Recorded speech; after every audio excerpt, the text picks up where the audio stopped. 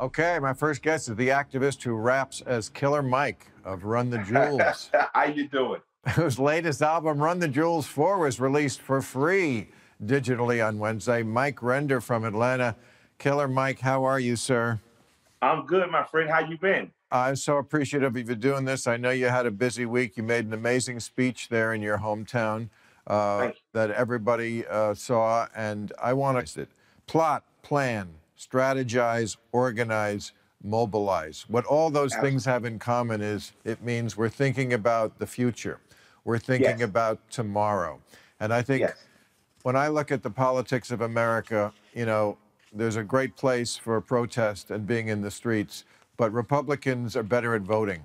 And I think that was a big part of your message, that that's what's really going to change stuff: organizing, voting. yeah. What we do know about this republic is we know that the bullet box and the ballot box, have both changed this country in a lot of ways. And I Mm. think that the ballot box is the most easily accessible way on a local level, especially to start to change the fabric of this country. I think that the kids that were outraging in the streets certainly deserve to be outraging in the streets. I appreciate the protest. I appreciate destroying property when it's followed the next day by real organizing. I want kids to know that the righteous anger is certainly permitted. And I would say encouraged to wake society up to say, hey, this is going on. We had to do it in 92. And after we did it, we saw a flood of job programs coming to the community. We saw gang truce happen. And for a while, we saw relative peace in some of the neighborhoods that had been destructed. And I think that coming out of this riotous season, I think we're going to be looking at more organizers.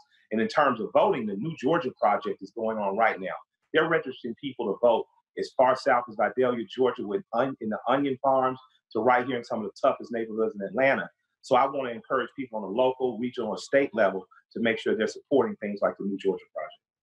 So you're saying you are supportive of some destruction of property? I know you're the son of a policeman yourself. Yes, yes, and that doesn't mean I want you to go out and burn down everything tomorrow. What that means is property destroyed is insured. One of my businesses has a bullet hole through the window. I have insurance. That window will be replaced. The young man who died under the knee of a police officer, Mr. Floyd, his life can never be replaced. So I'm talking as a property owner, as a business owner, as a person who owns apartments. My property has been destroyed before. I've had to clean it up. I've had to do it with my own hands and hire people. So I understand that from a property owner perspective.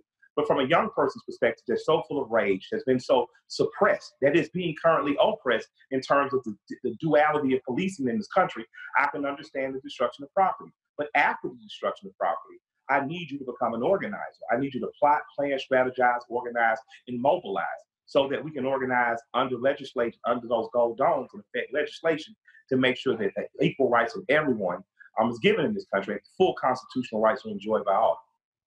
So how long do you think the protests, I mean, they seem to be dying down here in LA. We, I think, are not for the first time today. This is Thursday. We're a day earlier, we tape now. Yeah. Then you'll see it on Friday, having a curfew.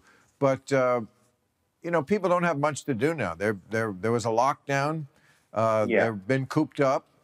Yeah. They don't, a quarter of the country that was working in February is not working now. So you have no Yeah. job, there's no economy to come back to. Why not Yeah. be in the streets for a lot of people? How long do you think the protests could go on, should go on? Should it be an indefinite movement? Well, Huey Newton said that that's the will of the people. The people ultimately decide the atmosphere and where the revolution goes. My challenge or my in camaraderie with the people as we protest, let's make sure we plot, plan, strategize, organize, and mobilize. Protesting is the first step. It's when you come in the ICU and you're bleeding. They have to stop the bleeding first. And then how do we stabilize the patient? Prosecutors' races, voting in terms of who your mayors and senators are going to be. You have to start to do that. And voting isn't the only answer. In my community, there must be a return to supporting small and mid-level Black businesses. Because if I don't have an economy of people that look like me, who's going to support my community outside of government?